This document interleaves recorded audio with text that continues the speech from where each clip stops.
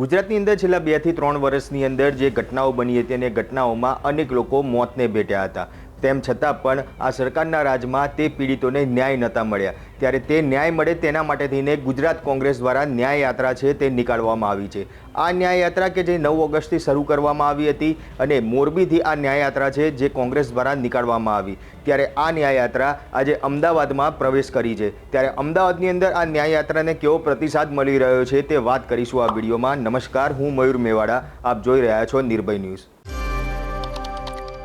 ગુજરાતમાં છેલ્લા 2 થી 3 વર્ષની અંદર ચાહે સુરતના તક્ષશિલા કાંડ હોય કે મોરબીનો ઝૂલતો પુલ જે પડી ગયો તે કાંડ હોય કે પછી હરણી બોટ કાંડ હોય કે રાજકોટ ટીઆરપી ગેમ ઝોન કાંડ હોય, આ તમામમાં જે પીડિતો છે કે તેમને હજી સુધી ન્યાય નથી મળ્યા। તે ન્યાયને લઈને હવે ગુજરાત કોંગ્રેસ દ્વારા 9 ઓગસ્ટથી જે ન્યાય યાત્રા છે જે સમગ્ર ગુજરાતમાં નીકાળવામાં આવી રહી છે। મોરબીથી આ ન્યાય યાત્રાની શરૂઆત છે તે કરવામાં આવી હતી, જે મોરબી થઈને રાજકોટથી થઈ સુરેન્દ્રનગર થઈ અને આજે અમદાવાદમાં છે જે પ્રવેશ કરી છે। અમદાવાદમાં ન્યાય યાત્રાને પ્રવેશ કરતાની સાથે જ જે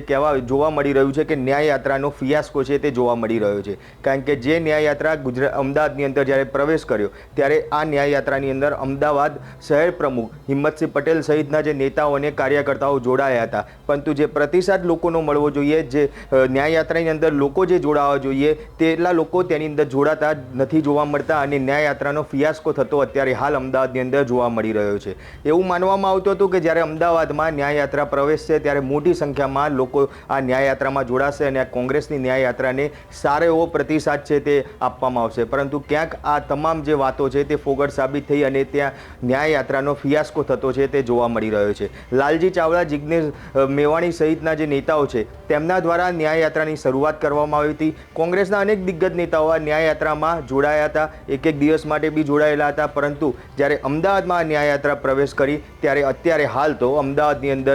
ન્યાય યાત્રાનો પ્રવેશ થતાની સાથે જ ફિયાસ્કો છે તે જોવા મળી રહ્યો છે, કારણ કે કહી શકાય કે જે પ્રમાણે પીડિતોની વાત કરવામાં આવી રહી છે એવું કહેવામાં આવી રહ્યું હતું કે રાજકોટના પીડિતો હોય કે મોરબીના પીડિતો હોય, આ તમામ લોકો જે આ ન્યાય યાત્રા સાથે જોડાયેલા છે, સતત લાલજી ચાવડા હોય કે જિગ્નેશ મેવાણી હોય, તમામ લોકો કહી રહ્યા છે કે આ તમામ પીડિતો તેમની સાથે જ છે, પરંતુ જે પ્રમાણે અત્યારે હાલ જે સંખ્યા જોવા મળી રહી છે તે જોતા તો એવું ચોક્કસપણે લાગી રહ્યું છે કે ન્યાય યાત્રા કે આજે જ્યારે અમદાવાદમાં પ્રવેશી છે, 2 દિવસ સુધી અમદાવાદની અંદર આ ન્યાય યાત્રા ફરશે। ચાંદખેડા ખાતે પણ આ ન્યાય યાત્રાનો આજે સાંજે જે એક મોટી સભા છે તે કરવામાં આવશે, પરંતુ તે પહેલાં જે અમદાવાદની અંદર આ ન્યાય યાત્રા પ્રવેશ કરી ત્યારે ત્યાં ફિયાસ્કો છે તે જોવા મળી રહ્યો છે। મોટી સંખ્યાની વાતો કરવામાં આવતી હતી તેવી કોઈ સંખ્યા ન્યાય યાત્રામાં જોવા નથી મળતી। ત્યારે હવે જોવાનું રહેશે કે અમદાવાદમાં આ ન્યાય યાત્રામાં જે હજી પણ 2 દિવસ જે ફરવાની છે તેમાં અમદાવાદની જનતા આ ન્યાય યાત્રાને કેવો પ્રતિસાદ આપે છે।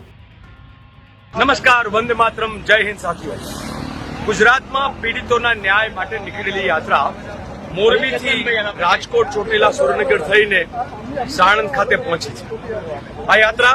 આવતીકાલે અમદાવાદ શહેરમાં ચાલશે અને પરમ દિવસે એનું ચાંદખેડા ખાતે સ્નેહ પ્લાઝા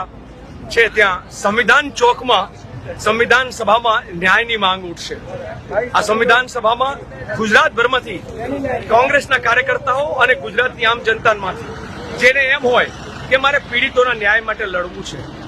મારે આ ગુજરાતમાં ભારતીય જનતા પાર્ટીના ભ્રષ્ટાચાર, અત્યાચાર સામે લડવું છે, માં ગુર્જરીને બચાવવી છે, અને જેને એમ લાગતું હોય કે જ્યાં જ્યાં ગૌચર વેચાણા હોય એને ભ્રષ્ટાચાર થયો છે, ખાન ખનીજમાં ભ્રષ્ટાચાર થયો છે, સ્કૂલ કોલેજમાં ભ્રષ્ટાચાર થયો છે, રોડ રસ્તામાં ભ્રષ્ટાચાર થયો છે, આ દરિયા કિનારાથી લઈને એરપોર્ટ વેચવામાં ભ્રષ્ટાચાર થયો છે,